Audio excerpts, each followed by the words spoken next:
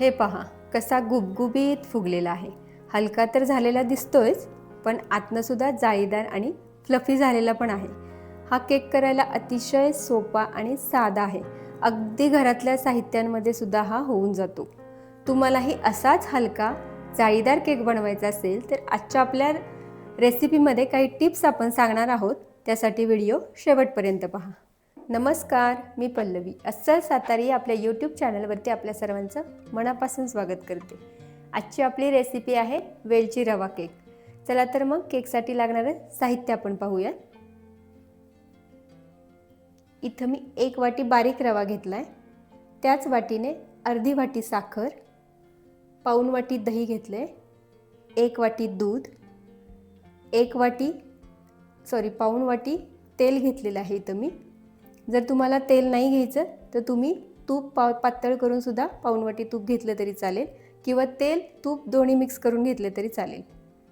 इथं मैदा मी घेतलाय. इथे 2 ते 3 चमचेच मैद्याचा आपण वापर करणार आहे. 4 ते 5 चमचे मिल्क पावडर, खायचा सोडा आहे, बेकिंग पावडर, एक अमूल बटर घेतले छोटं क्यूब मी, 7 ते 8 वेलची आणि व्हॅनिला इसेन्स. चला तर मग सुरुवात करूया आजच्या रेसिपीला. आता केकसाठी लागणारं बॅटर आपल्याला तयार करून घ्यायचं आहे. त्यासाठी इथे एक मी मिक्सरचं भांडं घेतलं आहे. इथे आता हा रवा आहे. हा मी घेतलेला रवा बारीक आहे. तुमचा जर रवा मोठा असेल तर तुम्ही या मिक्सरच्या भांड्यामध्ये एकदा फिरून घ्या.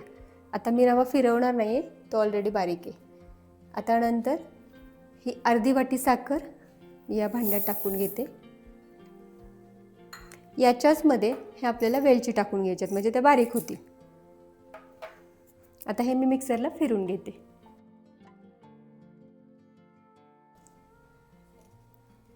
हे अशा पद्धतीने वेलची बारीक करून घ्यायची. आता ही वेलची मी टाकताना भाजून घेतली होती आधीच, त्याच्यामुळे ती बारीक होते आणि थोडीशी आबडधोबड राहिली तरी दाताखाली छान लागते. जर तुम्हाला आवडत नसेल तर तुम्ही 1 ते 1.5 चमचा वेलची पावडर सुद्धा इथे तुम्ही टाकू शकता. आता याच्याच मध्ये आता मी हे पाऊण वाटी दही टाकणार आहे. यामध्ये हे पाऊण वाटी तेल आणि तूप मिक्स करून घेतलंय मी. तुम्हाला तूप पाहिजे असेल तर तुम्ही तूप सुद्धा घेऊ शकता, पण पातळ करून घ्यायचं. यामध्येच 1 वाटी दूध,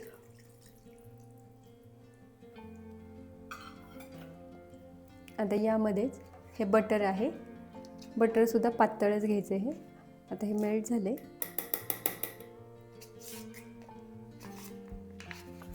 बटरमुळे काय होतं, टेक्स्चर छान येतं बटर आणि तुपामुळे.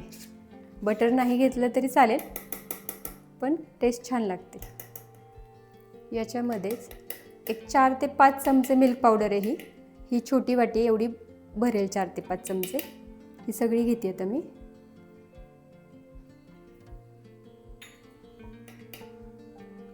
हे सगळं आता आपण मिक्सरला पुन्हा फिरून घेणार आहोत. हे बघा, मिक्सरला फिरून घेतल्यानंतर हे बॅटर अशा पद्धतीने दिसतं.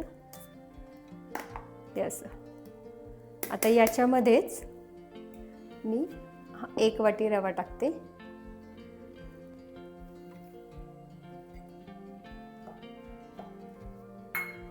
आता याच्यामध्ये एक 2 चमचे आपल्याला मैदा टाकायचा आहे. एक 3-4 ड्रॉप व्हॅनिला इसेन्स. आता इथे बेकिंग पावडर आणि बेकिंग सोडा मी आत्ता टाकलेला नाही आहे. तो का टाकला नाही हे मी पुढे सांगतेच. आता हे बॅटर पुन्हा मिक्सरला फिरून घ्यायचं आहे. हे पहा, आता मिक्सरला रवा आणि मैदासुद्धा टाकून फिरून घेतले. हे अशा पद्धतीने बॅटर तयार झाले. आता हे बॅटर आपल्याला अर्धा तास असंच रेस्ट करण्यासाठी ठेवून द्यायचं आहे. आता अर्धा तास आपलं बॅटर रेस्ट करून झालेले आहे. आता आपण आजचा केक हा कुकरच्या भांड्यामध्ये करणार आहोत. तुमच्याकडे टीन असेल तर तुम्ही टीनमध्ये करा, पण प्रत्येकाकडे काही टीन नसतं, त्यामुळे आज कुकरच्या भांड्यात करून दाखवते. याच्यामध्ये पण केक खूप छान होतो. पण सगळ्यात महत्त्वाची टीप, ह्या भांड्यामध्ये आधी ओतण्याआधी आपण ज्या भांड्यामध्ये केक करणार आहोत ते भांडं पहिल्यांदा प्रीहीट करायला ठेवायचं. ही महत्त्वाची टीप आहे. कोणत्याही भांड्यात करा तुम्ही, पातेल्यात करा, कुकरमध्ये करा, कढईत पण करतात, पण ते भांडं आधी प्रीहीट व्हायला पाहिजे. ते आता मी गॅस चालू करून ठेवला आहे. आता पुढची प्रोसेस, हे कुकरचं भांडं आहे. तुमच्याकडे जर बटर पेपर असेल तर बटर पेपर टाका, नसेल तर आता इथं मी तूप घेतलंय आणि ह्या तूपनी असं ग्रीस करून घ्यायचं आहे. आणि याच्यामध्ये थोडासा मैदा स्प्रेड करून घ्यायचा आहे. हे बघा, सगळीकडे लागला पाहिजे, कडेला सुद्धा, या पद्धतीने. आता आजची पुढची टिप महत्त्वाची, ही जी बेकिंग पावडर आणि बेकिंग सोडा आपण शेवट का ठेवला, कारण हा बेकिंग सोडा हा जर तुम्ही आधी टाकला तर त्याला लगेच हीट दिली तरच तुमचा केक फुलणार आहे. त्यामुळे आधीच आपण प्रीहीट करायला ठेवले आणि इथून पुढच्या प्रोसेस ह्या फास्ट करायच्यात. त्याच्यामुळे आपण सोडा हा शेवट टाकणार आहोत. आता याच्यामध्ये अर्धा चमचा हा बेकिंग सोडा टाकायचा आहे आणि 1 चमचा बेकिंग पावडर. आता बेकिंग पावडरसुद्धा तुमची खूप दिवसांची बेकिंग पावडर नको आहे आपल्याला. ती जरी खूप दिवसांची असली ना तरी तुमचा केक आहे ना असा बसतो किंवा फुगत नाही.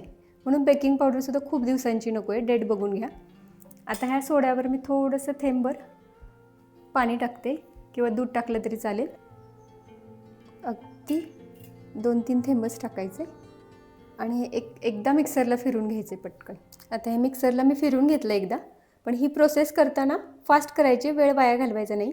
आता हे बॅटर आपण ह्या भांड्यामध्ये असं ओतणार आहे. हे अशा पद्धतीने एवढं बॅटर पातळ पाहिजे. बॅटर खूप घट्ट ठेवायचं नाही.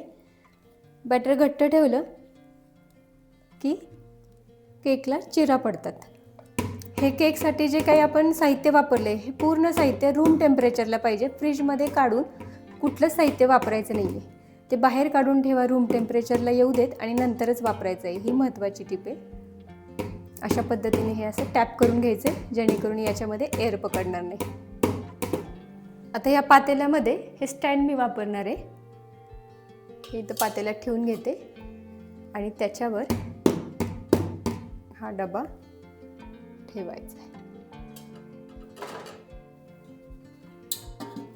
आता सुरुवातीला 5 मिनटं फक्त गॅस मोठा ठेवायचा आहे आणि 5 मिनटानंतर पूर्ण केक 35 मिनटं तरी आपल्याला पूर्ण बारीक गॅसवरच करून द्यायचा आहे. इथं आपली आता 30 ते 35 मिनटं होऊन गेलेली आहे. आता आपण केक बघूया. इथं थोडा वेळ गार पण होऊन दिलेला आहे. आता केक तुम्हाला दाखवते मी. हे बघा, छान कलर आलाय. आता हा केक शिजलाय का नाही हे कसं ओळखायचं, असं घालून झाल्यानंतर जर काही चिटकलं, पांढरं मिश्रण तुम्हाला इथं दिसलं तर तुम्ही अजून 5 मिनटं पुन्हा बारीक गॅसवर केक ठेवायचा आहे. लागले तर तुम्हाला 5 मिनटं जास्त पण लागतील. 40 मिनटापर्यंत तो व्यवस्थित होईल.